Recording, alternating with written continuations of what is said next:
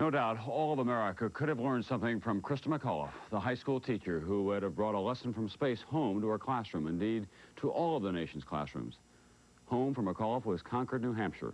NBC's Fred Briggs traces her journey from Concord to Cape Canaveral.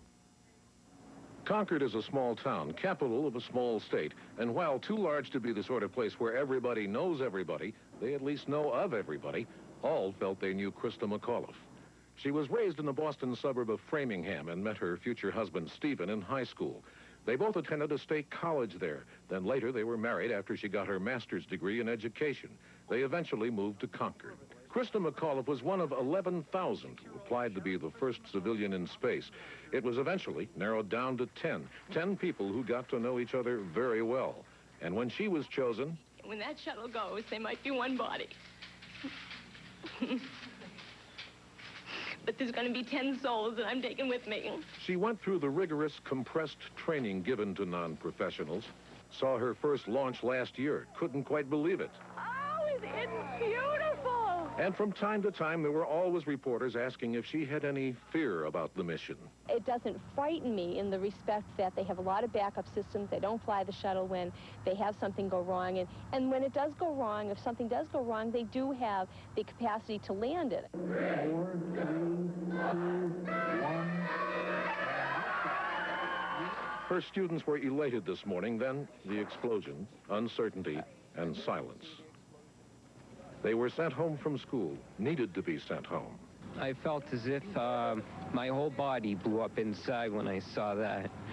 Later this week, NASA was setting up a special two-way hookup between the Challenger and the school so that Mrs. McAuliffe could teach one of her classes from space.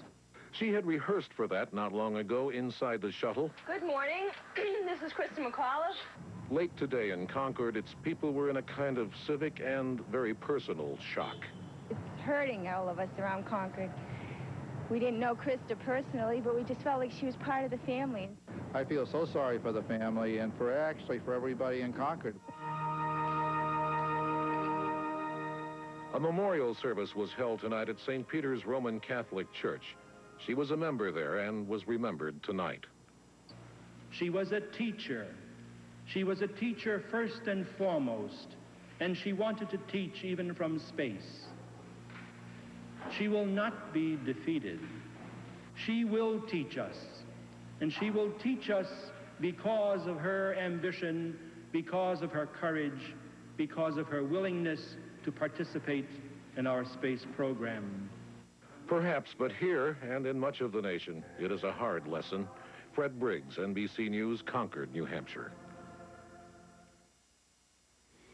It has been one of those days that we would rather forget, but it's been one of those days that we'll always remember. It started, as all space launch days do, in such a festive fashion, filled with expectation and celebration. The shuttle, after all, is a kind of national symbol, and this time a pretty, perky schoolteacher was on board.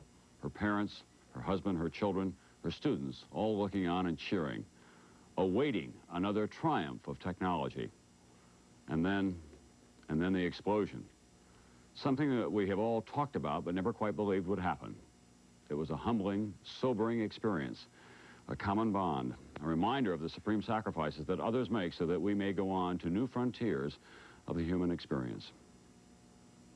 NBC News will continue its coverage of the tragedy of the Challenger beginning tomorrow morning with NBC News at sunrise, followed by the Today program. For now, I'm Tom Brokaw, NBC News. Good night from all of us.